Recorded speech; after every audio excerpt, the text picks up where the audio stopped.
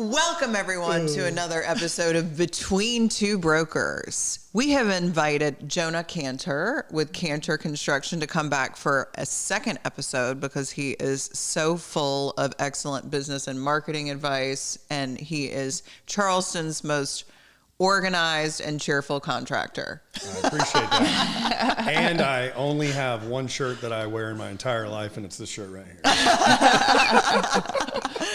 So I got in trouble for our episode part 1. Yeah. For my only contribution was talking about dick pics. So hey, you're into what you're into. I'm going to take control of this episode. I'm not into it. I was just asking about them.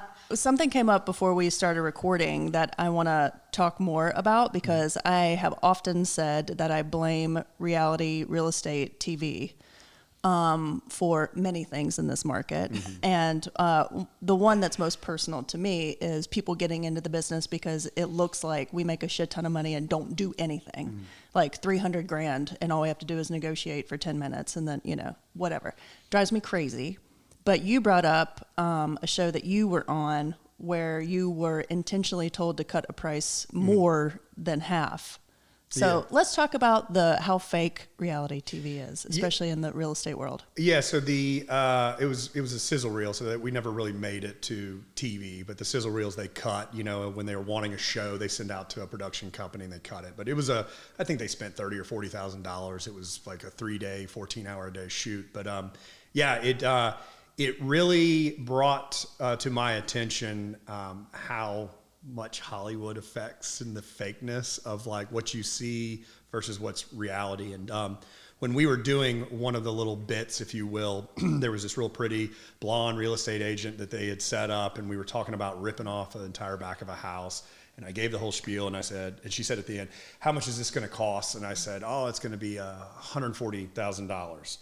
And like immediately the producer was like, cut. And he was like, "Jonah, $60,000. And I was like, "What?" And he was like, "Yeah, $60,000. And by the way, this is all unscripted." He's like, "Say everything you just said and $60,000. All right, let's go." Oh, I love this. And I was like, "The fuck? What happened?" I was like, "Dude, that's not $60,000. He's like, "Nah, it's not our demographic, man. That's not what people on HGTV watch." Okay, go. And I had to remember what I said first of all, and I was like, God. And then I was like all these things, like thoughts in my mind with like, this is bullshit, And so it really fascinated me with that factor. And so there's days where I'll walk into some people's houses, and my actual joke is, what is your budget? And they'll give me their budget, and I'll say, "Okay, good. I just wanted to make sure you weren't watching too much HGTV." Yeah. Because it'll go, "Paula and Dan got a remnant for $150. Yeah. Fuck, they did. And the other thing, by the way, that I learned from all of this is it's not like, and I'm not bad mouthing HGTV or these shows. They have their place, right? But everybody thinks like you get on that show and they give the homeowner like $30,000 to do their stuff. They don't. Right. They're like, "Hey, contractor, you find all these people and these are active jobs. And oh, by the way, they'd be so lucky to let us in their homes for 14 hours a day, Mm-hmm. So there's a lot of pricing that is just incorrect. And I mean, I don't know what the actual shows are that they have now, and maybe you like $1 million listings or love it or listed or whatever. But you'll a lot of the times you'll see, and it's a joke I think that a lot of reality TV shows have made fun of, where it's like, Tom and Nancy have $400,000. They want to be in the Virgin Islands. Let's see what they can get. And you're like, there's no way. They get a hut down by the river, but it sells TV because they play on our emotions. I have $400,000. Could I live in the Virgin Islands? That's all they need. Right.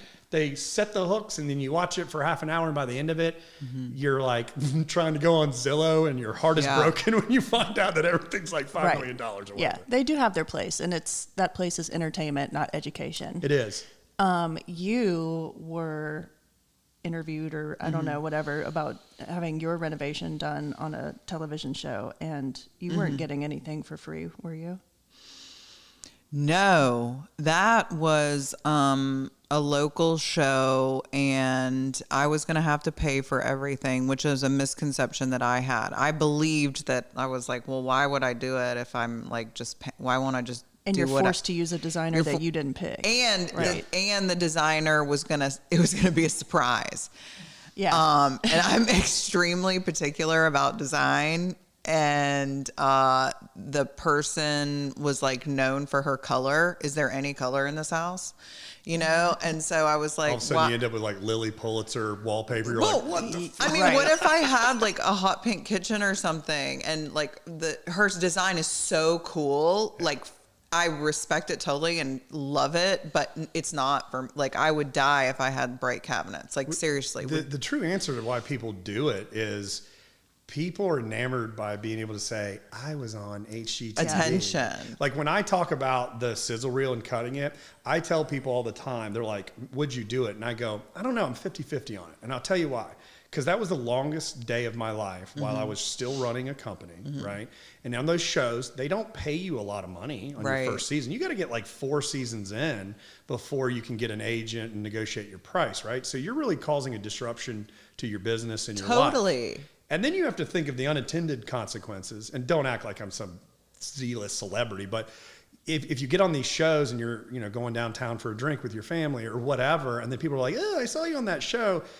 You're not like you're not Brad Pitt or anything, but like it's still a disruption to your life, right? Totally. There's unintended consequences. So if somebody said, would you rather be famous or rich? I'd say rich, and you don't know who the hell I am. Yeah, totally. I'd rather be in the shadows. Like I don't think want that's the none of ultimate success. And Yeah. Erin and I have been interviewed, I mean, probably at this point 12 times for shows.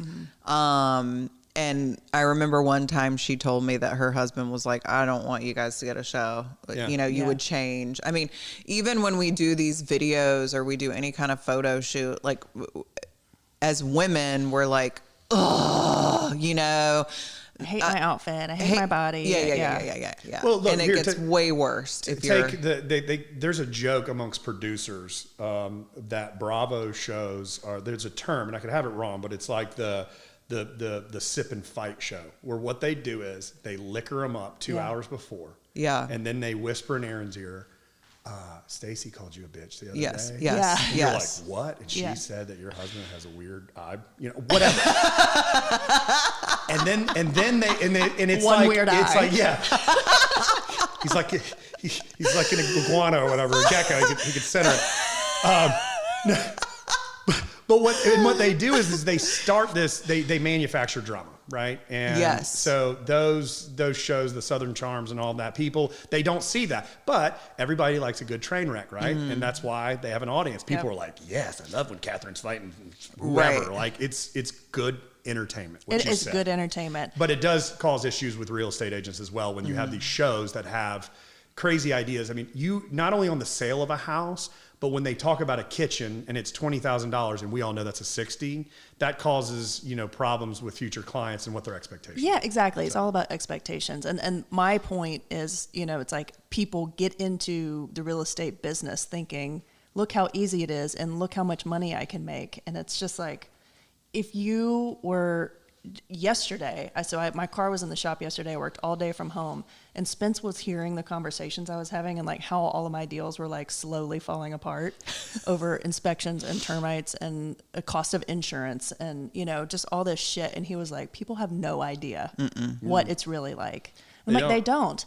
And I got a call from another agent, not in our office, a couple weeks ago, and we were talking about something else, but just throughout the conversation, she brought up this reality show that she was on, and I had seen several agents in our area post about it on Instagram. They had done, you're calling them sizzle reels? I don't even know. Okay, they're called sizzles.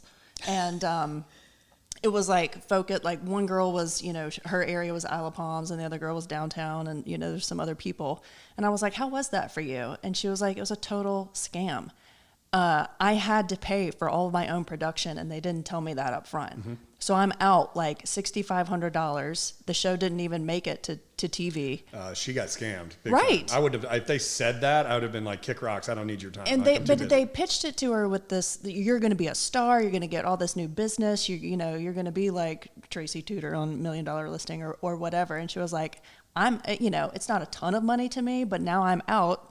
65. I mean, that's nothing. That's a significant amount of money for something that they probably have the IP on, probably the intellectual property on that you can't even use for your own benefit. Yeah, and she was like, and I spent, I was there for 12, 14 hours a day, I know it was a lot of lost time for me, and it's gone nowhere but me being in the hole. Well, for people who fantasize about being on a show, there is hardly anybody who goes to a network and pitches their show, right? Producers will do that from production companies if they have a relationship with them. They have that relationship. But there's a lot of people out there that may say, and I'm using you ladies as an example, like, we have this great podcast and everything, and we're going to reach out to executives at Bravo and see if they want a show.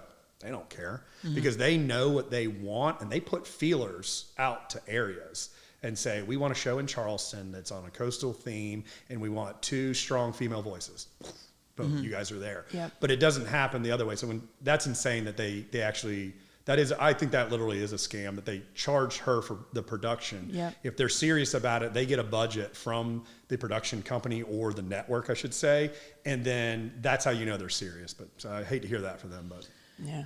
Yeah. So, but this brings up another point is like, you know, we're always looking for the fast track and well, not we, but I find a lot of business people, like, I'm in it for the long game, and every single new agent that comes to our team or somebody who wants to get into real estate, I'm like, you have to think in the long term. If you think that you're going to like sell 3 houses and make $100,000 next year, that's possible, but you're probably wrong.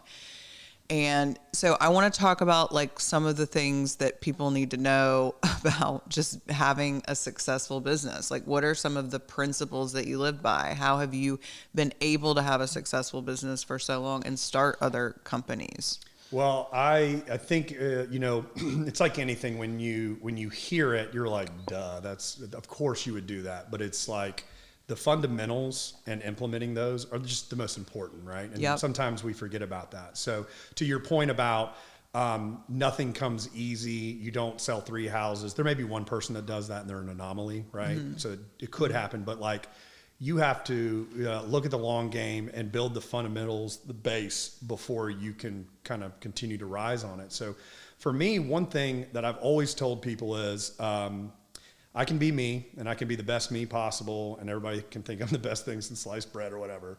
But I also can't do it alone, right? So I have to surround myself with really good people. So first and foremost with my team, one thing that they can tell you, and I pride myself on, is when we talk, I can say, here's my project manager, Levi. We work together. He doesn't work for me. We work together, all right? I don't think of myself as his boss. I think of myself as his colleague, right? So surrounding yourself with really good people and treating them right is a good basis for whatever your business model may be. And you have a great team as well. I follow you guys on Instagram. I see, you know, the ladies that work for you as well, and they seem happy and, you know, invigorated. They want to work for you, right? And that's the kind of the personnel. So when you're building a company, you want those kind of people. One of the best things I ever heard was when I was at Amazon.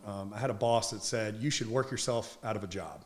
And I really didn't understand what that meant. And what they said was, like, if you're just good with the status quo, like just being in your position, and you're not trying to work out of that job, you're the wrong person for that position to start with. I don't want you. And I kind of was like, that's confusing, because if I'm, you know, I was naive. I was like, if I'm out of that position, you know, who's going to fill it? And they're like, duh, I'm going to promote you into something bigger, better. So again, treating people fair, but also having that right type of attitude with people is great. One of the biggest things that I am a proponent of is that you don't necessarily have to be the Billy Badass in your discipline, but you do have to have a strong desire to wake up every morning and execute, to continue to mature and learn. And I joke with my wife when one day, if I get a sport fisherman, I'm going to name it Never Satisfied, because that's what keeps driving me. That's not good enough. I want a bigger boat. You know, I'll never probably get that, but that's not the point. It's the drive that keeps me going, keeps me waking up. And so you want employees that feel that same drive, but they also feel like they're part of a bigger process.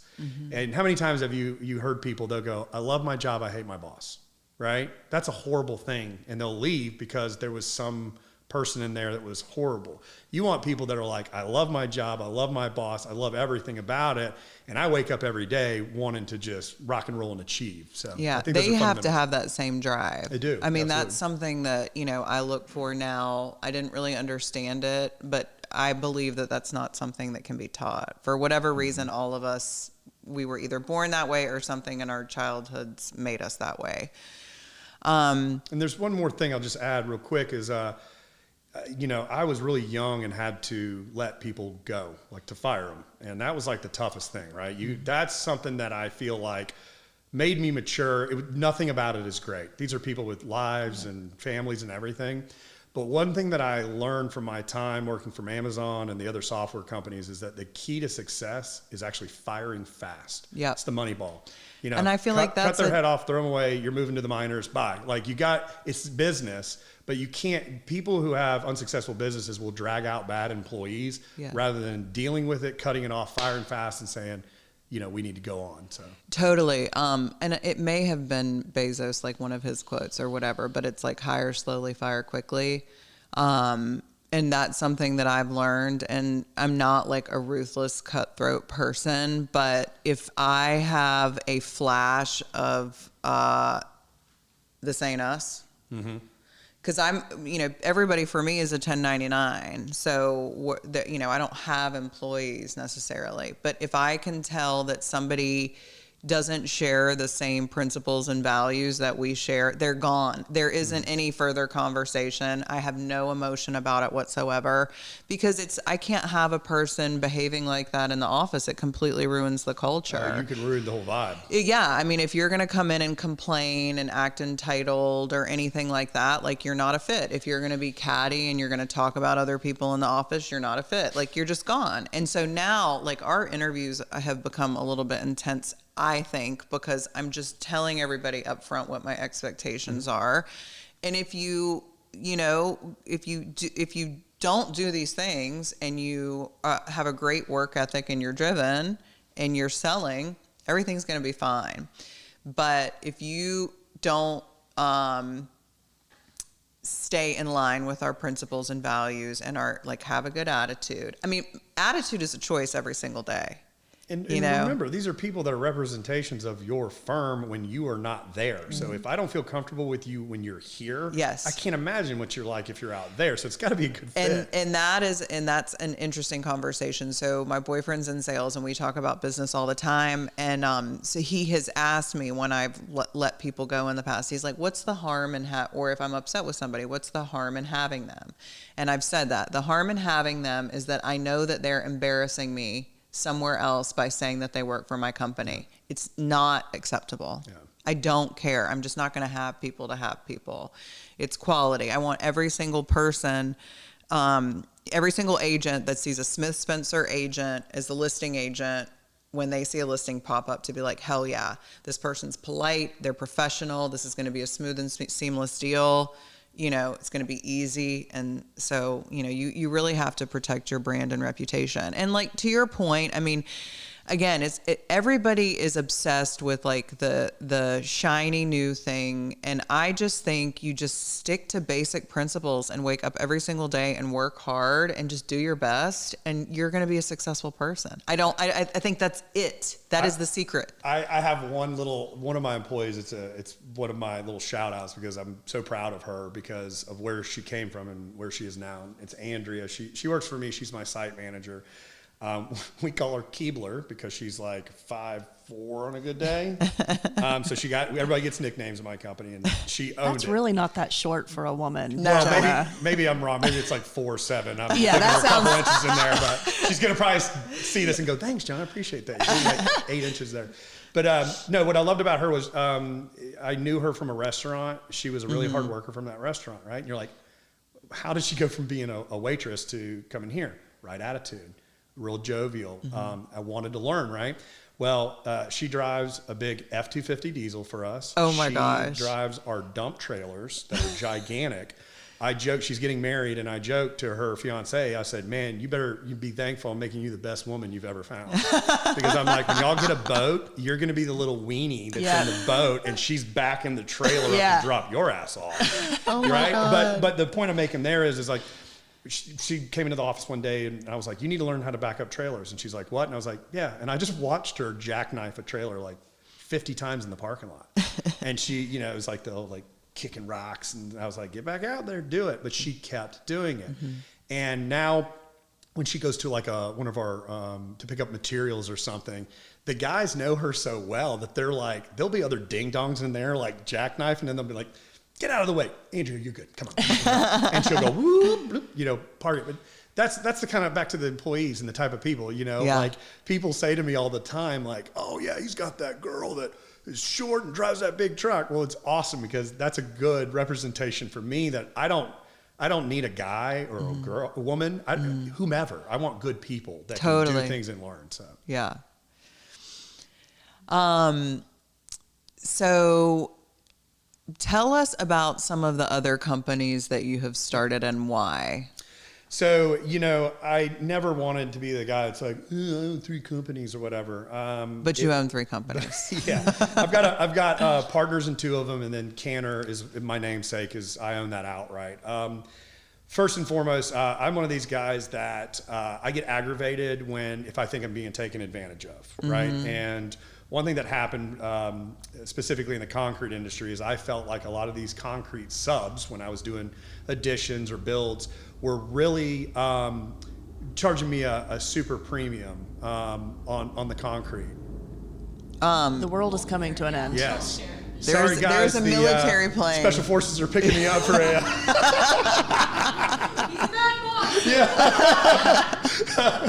That's Andrea. She picked up our helicopter. She is pissed at me for something. I was aggravated at the concrete guys. I thought they were charging me a lot of money. And so I was just, I started digging into the details, and I started to realize they were. And so I was like, you know what? Hold my beer. I'm going to figure this out.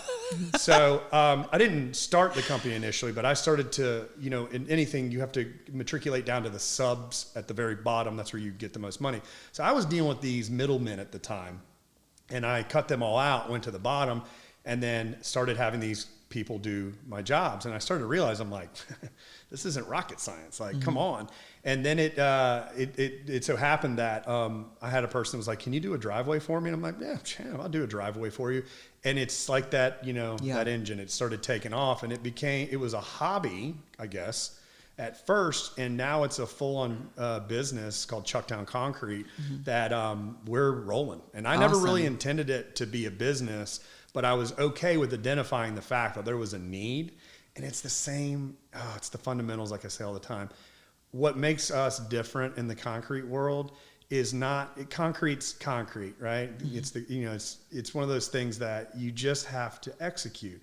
Same awesome reviews. We call people immediately back. They get their estimates in 24 hours or less because it's a much more simple business. These other guys, they'll take 2 or 3 weeks. They're a month out. They just don't execute in the fundamentals. So where I might be a little more expensive, say, than those other guys, when somebody looks at it, we're more put together. Yeah. They want to go with us. So that's where Chucktown Concrete came from. And then I have another partner in what's called Marsh Point Developers, and we are fairly new. We have commercial unlimited licensing. We formed this about a year ago. I was getting tons of calls from people that wanted to do commercial upfits or custom home builds. And the one thing I knew about Canter was that we, stay in your lane, which is totally custom remodeling, and the bigger thing is that when you get up into like commercial or in new home builds, there is a complete different subcontractor base that you need. So for instance, my remodeling plumber would melt like a prom dress if he went up to the custom home building, and I asked him to do a whole house, right? And inversely, the custom home plumbers, they would be like wanting way too much money to make it worth their time because they're used to bigger jobs. So I bifurcated the businesses because I had all this coming in, right? And I was like, God, I'm just not taking the business. I'm, saying we don't do commercial. I'm like, well, there's something here. And it was the same exact thing with Chucktown Concrete. I was like, let's see what we can do. We landed our first commercial job late last year with changing a Black Magic to an El Pollo Guapo on James Island. We've got 3 or 4 bids in right now on custom homes. We've been landing, I think we have about $300,000 remodels right now. And it's execute. My business partner has the same ethos as I do. We have the same thought process. We're hard workers.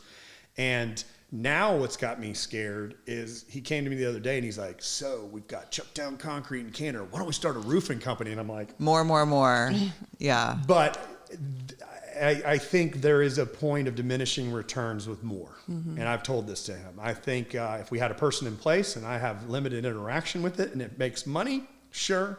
But I don't work past 5 o'clock and I don't work on the weekends. Yeah. Because I have a family and I want to keep true to that. And I know that's kind of a segue, but it's a very important part that I've had to deal with some let me be nice, pain in the ass clients who think that your time or their time is more valuable than yours. And I think there has to be a mutual respect. So there's a lot of people, most people, when I tell them I don't work on the weekend, they're like, I actually respect that you told me. Totally. That. But the people, it's separating the wheat from the chaff. When people go, I have a family too. If you want my business, you'll show up. And I go, well, guess what? I don't need your Not business. a fit. I didn't want it and I don't need it. So good luck, because if this is how you're going to act at the front, I can't imagine how you're going to treat me or act in the process. I used to be so nervous about telling my clients I was going on vacation. And then when I was forthcoming about it, my most successful clients, my wealthiest clients were like, good for you. Don't call me. Take this time. I mean, because they understand the importance of recharging. You have so much energy and you bring your best every single day. You could not do that if you were working until 10 o'clock at night. My wife jokes with me about, there's, I think the movie Old School when Will Ferrell is going up against James Carville and there's some kind of, not spelling bee, but it's something. And he has this stream of conscious where he's like, the GDP of the blah, blah, blah. And all of a sudden he goes, oh. Yeah. She says that's me when I come home. Like at the end of the day, I'm just like, I've given it all I've got. Let me recharge the batteries and get back after and what you do is so intense too. I don't think people realize that. Yeah. Totally. Nobody can fire on all cylinders 100% of the time. It's just impossible. Or if you try to, you're going to die. You just will. You're going to stress yourself out. So. And on that note, this podcast should be coming to an end. Yeah. Hour 16 of talking with Canter Construction. I'm seeing some hand signals. Anyway, just need music, like when someone's speech at the Emmys gets too long. Oh, that would be funny. That's how you should end it, is me just talking and it just fades to black. And then Nick ushers you out of the scene. Anyway, Jonah, thank you for telling us what to do, what not to do, and why everyone should avoid being on a television show, which we totally agree with. I mean, really, we totally agree with that. So, thanks so much for joining us. Tell everybody again where to find you on your website and your Instagram. So website is canterconstructionsc.com for South Carolina. And then you can find me on Canter Construction for Instagram. That's probably the best place to interact with me, see a lot of what I do. I appreciate it, ladies. Residential, concrete, commercial. I got it all. What's next? Roofing. Maybe roofing. All I right. don't know. Thanks everyone for listening. Don't forget to rate, review, and subscribe. Tell all your friends about Between Two Brokers. Find us on Instagram at Between Two Brokers and at Smith Spencer Real Estate. Thank you.